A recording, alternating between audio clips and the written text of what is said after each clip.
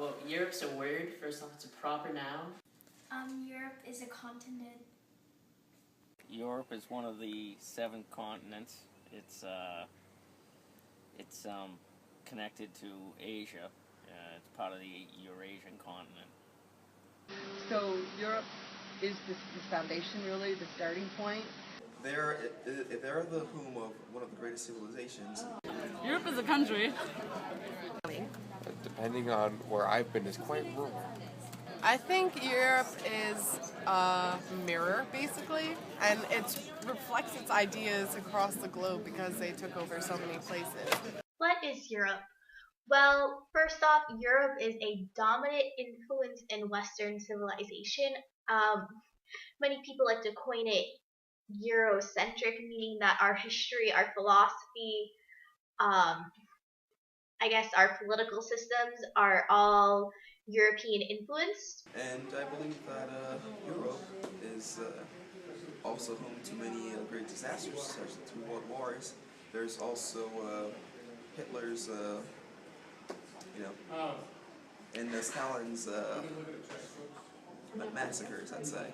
Well, to me, Europe is an adventure. It's culture, it's driving 30 minutes or taking a train 30 minutes and being in a completely different place where they're speaking a different language, the food is different, the culture is completely different, which is crazy because it's smaller than the United States, but the diversity is so insane.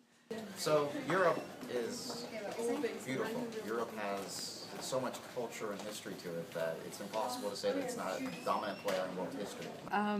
Well, Europe, for me at least as a kid, started out as a concept, really. I'm French, so Europe played a big part growing up in the understanding of who we were becoming in the world.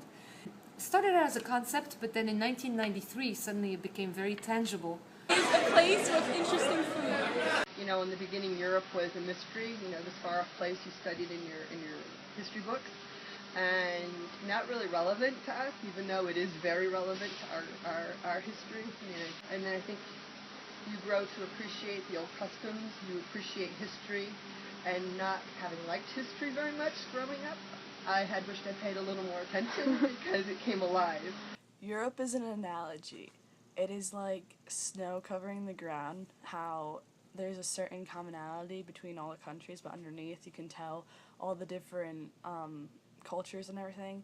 And it's also like dye in water, how it spreads its culture to other parts of the world. Now, another thing about Europe, it's across that giant pond known as the Atlantic Ocean. It's also got cultural heritage, which is insane because we're so young as a country, being Americans, that sometimes we forget that there's a deeper, further back society that you can reach. And even though we're this melting pot of all these European places, Europe's very interesting because it's what makes us American but separated. It was my first international destination. Let me give you an example of what Europe was. In 1993, we suddenly saw cars from Poland on our roads. We suddenly saw cars from everywhere in Europe that we never saw before. And that's when we started feeling that something was different about where we were living.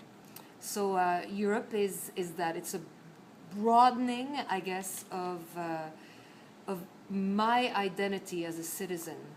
And I am no longer just a citizen of France. I'm a European.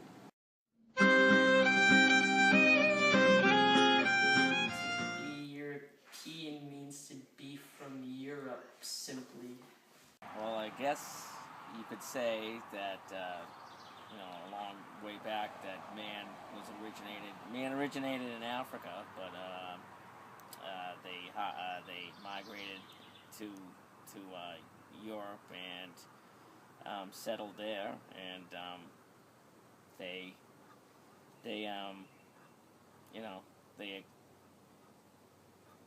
assimilated to the climate there, and those are the original Europeans. You're from that continent?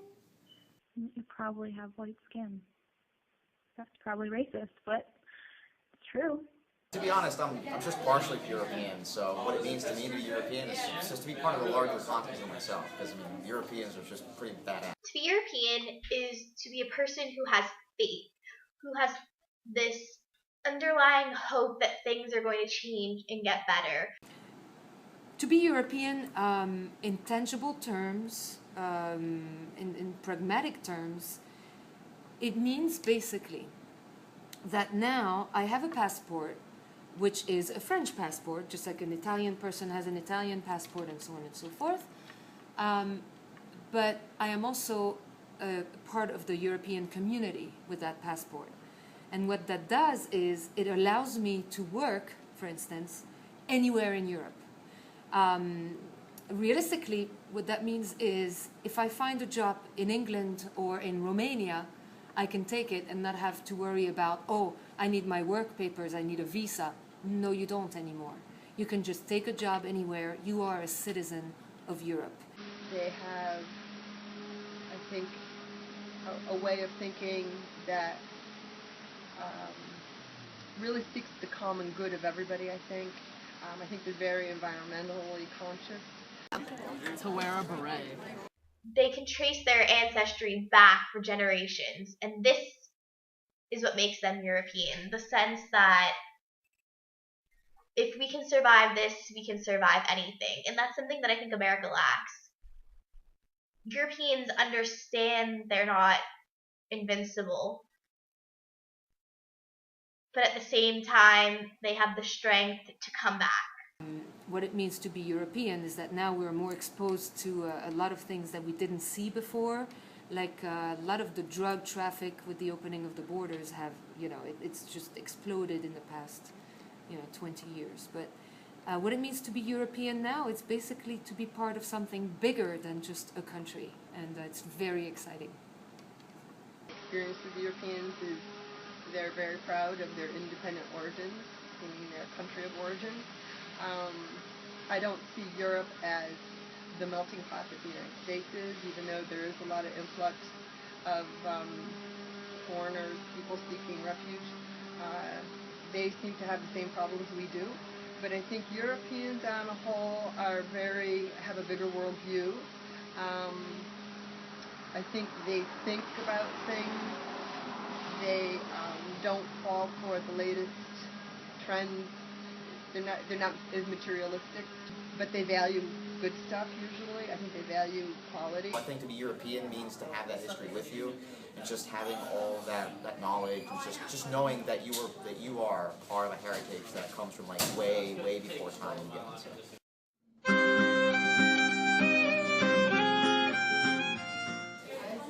I'm Spanish, therefore I look at the history of Spain and I see the conquest of the Muslims and the Spanish Inquisition and all that. And, it's a lot of rich history.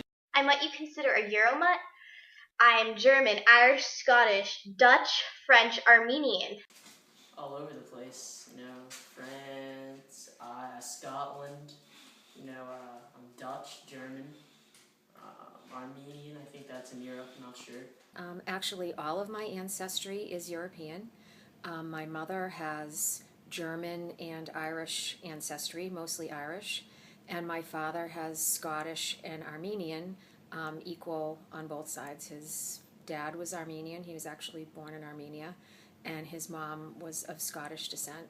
So most of my European history, or ancestry, is from Western Europe, or Northern Europe, except for Armenia, which is in Southern Europe, Eastern Europe, near the border of Russia. It actually used to be part of the Soviet Union, but became an independent country again after the fall of the Berlin Wall. Well, I'm Irish, Italian, French, Norwegian. I have a grandmother who was Scottish, and her claim to fame is she was to have come over on the Titanic, and at the last minute her mother and sister were ill, so they changed tickets, so she came on the big boat following the Titanic. She held strongly to her Scottish roots. And then my grandfather was Irish heritage, and then on the other side of my family it's Polish, and I think mixed with a little German and Jewish. I was born in France, But my family is also from Switzerland and Germany. My grandfather was born German. Basically, I come from the eastern part of France, right next to Germany and Switzerland. This is really my European heritage. I don't have a drop of Spanish blood or Norwegian blood in me. It's all like concentrated right there in that tri-country area, Germany, France, and Switzerland. Spain. Where my family is, it's like a very large town where everybody lives. In my family, everybody. Like they pretty much haven't moved out of the same spot for many years. I'm from Italy, I'm from Scotland, I'm from Ireland, I'm from Germany, and I'm also from France. My European heritage can be traced from Ireland, Poland, England, French Canada, so a long time ago French. Basically, I'm just a mutt of all Western European with a little bit of Polish thrown in there. Italy. My grandparents were from Italy, but I think if you wanted to stretch it, I have French-Canadian roots, which can in turn be traced back to France, and my Italian roots can also be traced back to Greek. So. My European heritage holds a very important role in my life. It affects my life every day through my job. I try very hard to instill a pride in my family's heritage, in my children, and the customs and the traditions and the food and the religious aspect all really kind of serve to bind our family together. That's a big one.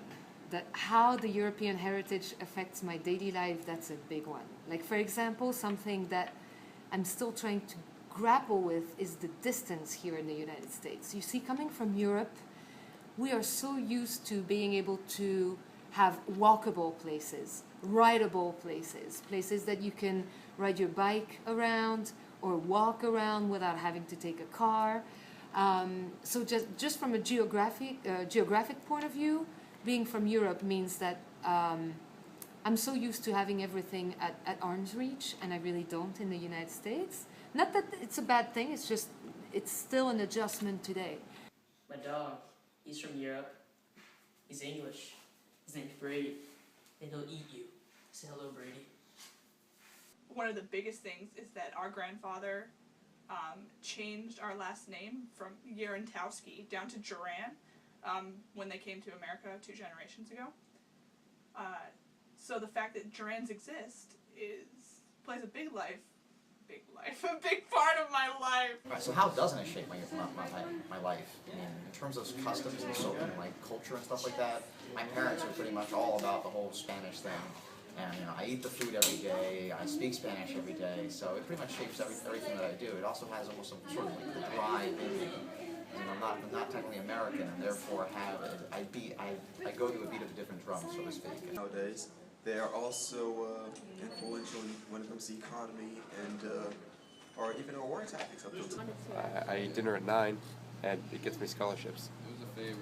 My grandmother, going back to her, the Scottish one, she took me to Scotland in England back in 1969. And I think at that point, that really gave me a taste for the other life, meaning the old country, the old world, the old ways. Food, because I love Italian food. I cook a lot of Italian food. Well, I'd say I'm from Haiti, first of all, and we've been occupied by the French and the Spanish for a long time. And I'd say that even though they killed most of our population, original population, they became to, they influenced us to the point where French right now is one of our main languages. When I was old enough, after getting out of college, I went to Europe. I went to Switzerland to live, and I married a Swiss. So that, at that point in time, really broadened my world horizons. It's a very small country, Switzerland, so they do have broader news from all over. Whereas in the United States, you tend to get more just American news. I eat German chocolates. Well, every year on Christmas, because I'm Italian, we do the Seven Fishes dinner, and we get together and we have like a big St. Patty's Day festival and stuff for my Irish heritage. And then we went to Ireland to celebrate my heritage, I guess, for my grandparents' 50th anniversary. What it means to be European also is I think I was brought up in a much more liberal way of thinking. Even though I consider myself a conservative in France, I'm nowhere near as conservative as your most liberal person is. Because I'm Italian, we say things like "Adja." My grandma says, "Give me Adja." I'm sad to say that my European heritage does not really affect my everyday life. I'm very, very American. However, Europe itself has definitely shaped what I want to be in the future. I speak a little French and Italian, and I want to be involved in international diplomacy.